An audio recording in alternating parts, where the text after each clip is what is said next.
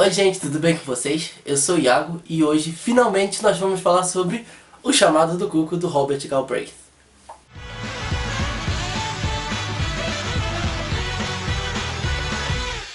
Estamos em 2017 e, não parece, mas já fazem 4 anos que o mundo descobriu a verdadeira face de Robert Galbraith. Vou falar só por desencargo de consciência, só que todo mundo já deve saber que Robert Galbraith é o pseudônimo escolhido por J.K. Rowling para escrever essa série policial. Sim, Joanne escolheu um pseudônimo. Não essa Joanne. Essa Joanne. Isso.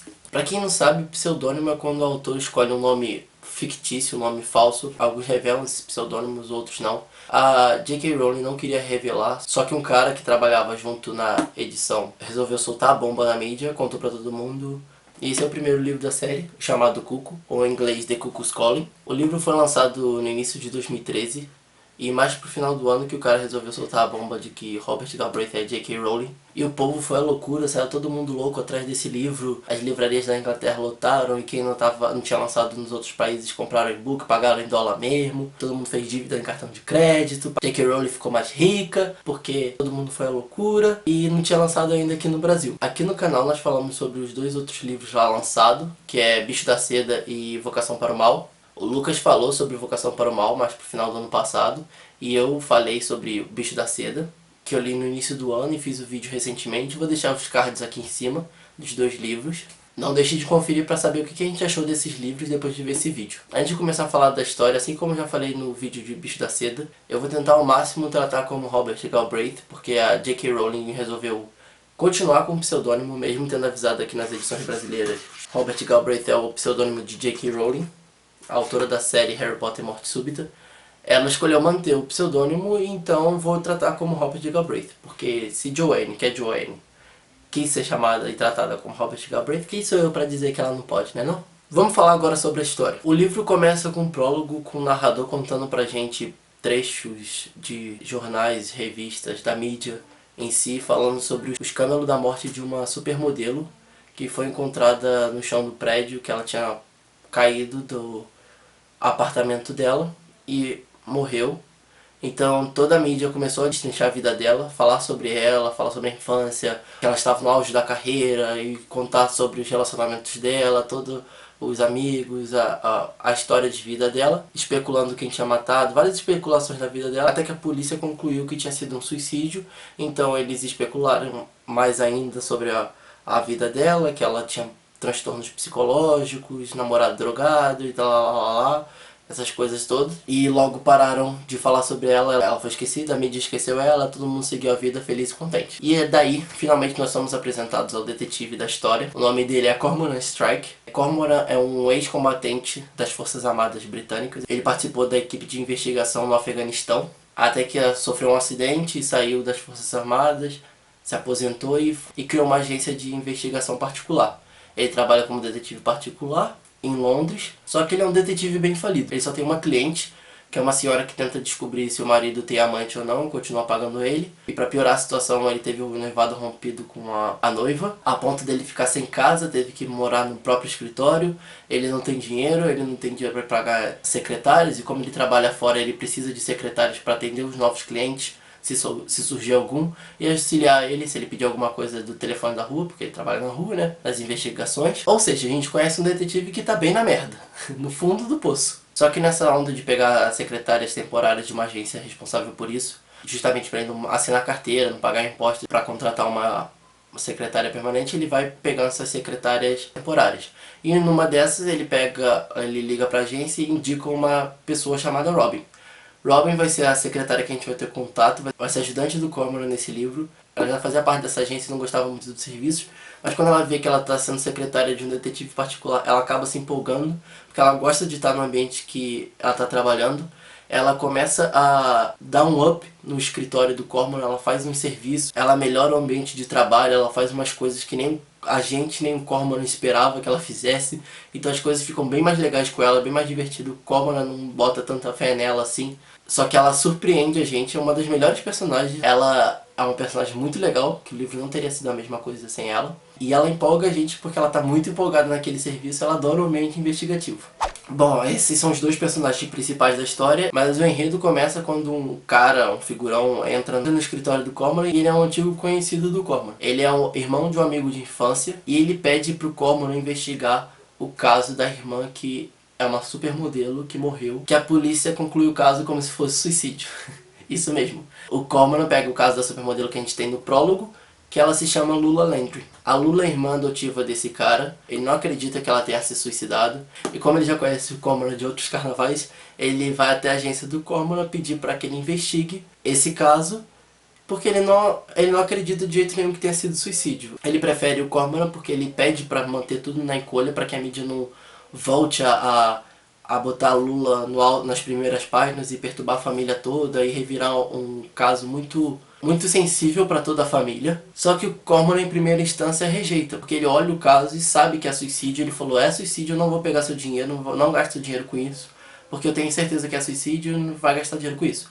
Aí o cara vai lá, que ele é rico pra caramba, eles vêm de uma família muito rica, fala que ele quer que investigue sim, ele vai pagar o dobro. E como eu já falei, o Cormoran tá todo quebrado, não tá na merda mesmo, ele aceita. A Robin influencia ele a aceitar. Então é aí que começa o enredo fortemente. O Cormoran começa a investigar, revirar as coisas e a gente descobre que tem muita sujeira debaixo desse tapete. Bom, muita gente não gostou desse livro. As pessoas acharam cansativo. Disseram que é fraco o mistério. Eu não achei o mistério fraco. Falaram que é clichê. Não achei tão clichê assim, mas isso é questão de opinião. É um romance policial de estreia do Robert. Muitas pessoas estavam esperando algo tipo Dan Brown, cheio de ação, e esse livro não tem tanta ação assim. Como é a primeira vez que o Robert escreve um romance policial, no meu ver, esse é um livro introdutório. Ele introduz os personagens desenvolvidos nesse mistério. Tem os personagens principais, que são o Cormoran e a Robin, e nele a gente conhece bastante da história deles. Porque pra mim o foco do Robin não era botar só ação. São quase 500 páginas que você tem aqui o mistério e tem a vida dos personagens. Eu acho que o grande foco do Robert foi humanizar os personagens. Você tem um detetive aqui que ele é grande, gordo e peludo. Muitas pessoas acharam cansativo essa descrição ser repetida, mas eu acho que foi bem proposital para que as pessoas saibam que não é preciso um estereótipo fixo de detetive, que mesmo um cara grande, gordo e peludo conseguiu resolver um caso de uma forma muito boa. É surpreendente. Mesmo as pessoas achando clichê, alguns resolvendo o caso antes. Foi como eu falei, pra mim é um romance de estreia, você perdoa. Pior é quando você tem uma série de livros que são cheios de ação e tudo mais, você vai sempre empolgando, aí chega um terceiro, quarto livro bem fraco, parece que lançou só pra ter dinheiro. E aqui não, eu acho que esse foi a preocupação da J.K. Rowling também de lançar no pseudônimo. Era um universo que ela estava experimentando a primeira vez, então ela botou um pseudônimo para as pessoas já não saírem tacando pedra, só que isso não deu certo, né? Então acho que para um romance policial de primeira viagem, é mais focado no romance, pela questão introdutória. Todas as críticas que fizeram ao Robert, eu tenho certeza que ele ouviu, tanto que no segundo livro isso já não é, eu garanto a vocês, já não é tão forte. Tem mais ação. O narrador é na terceira pessoa, então a gente tem pontos da vida que a gente vai ter só a impressão do Cormoran, outro só da Robin, principalmente quando ele tem um insight de que tudo foi resolvido, a gente para de ter tanto foco nele. Então a gente vê esses outros pontos de vista dos personagens, que o foco do Robert foi mais a construção dos personagens. Mas eu acho um livro super importante porque a escrita não deixa a desejar, você tem toda uma construção de personagens, de cenário, toda a ambientação do livro é perfeita. O Robert faz questão de humanizar os personagens, como eu falei, ele não só o Cormoran como todos, ele bota defeitos e qualidades que você quer e você consegue aprender com esses personagens. Você vê os defeitos, os erros que eles fazem, você vê que são pessoas comuns, são gente como a gente consegue ser essas pessoas e eles conseguem ser a gente. Pra mim, isso com certeza é questão de opinião, mas pra mim, eu acho isso muito mais importante do que ter só ação. É um aprendizado que esse livro traz pra gente. Esse livro faz uma dura crítica à mídia, o quanto ela pode ser cruel, qual a necessidade dela ser tão cruel. Levanta questões também como relacionamento abusivo, o fato de você acreditar em si. Então são coisas importantes que a gente vê que o Robert escreve bem. Não é um livro ruim, pode ser um livro mais parado do que o normal, mas também é um livro que é muito bom na escrita. É muito bom no enredo todo. Pra quem não gostou do Chamado do Cuco, posso garantir que no Bicho da Seda as coisas melhoram. E falando na série, uma entrevista recente foi dito que vai ser uma série de 7 livros ou mais. A pretensão é de serem 7. A previsão do lançamento do 4º livro é para esse ano, eu acho. Se não for lançado esse ano, eu sei que o Robert está escrevendo. No Brasil, os livros estão sendo publicados pela Roku, tanto na edição comum quanto na edição capa dura. Eu sei que muita gente apelou e fizeram pedido para a Roku para lançar o livro em capa dura, numa edição bonita e tudo mais. E a Roku escutou. Eu quero dar um parabéns para a Roku por isso, porque é muito fantástico ver uma editora escutando os fãs, eu acho, né? Porque inclusive as pessoas falavam mal da edição americana, a capa era feia, na edição britânica é bonita, então a capa brasileira com a edição britânica, capa dura, uma edição linda. Não é tão caro assim, se você procurar bem e esperar um pouco, sempre tem uma promoção, o livro acaba saindo em conta, então vale muito a pena ter o livro em capa dura. E isso é bem legal da edição, né? Porque você não gasta rios de dinheiro e tem um livro muito bonito, muito bem produzido. E a gente pode esperar que em 2014 foi confirmada a série de TV, que a previsão de lançamento também é para esse ano.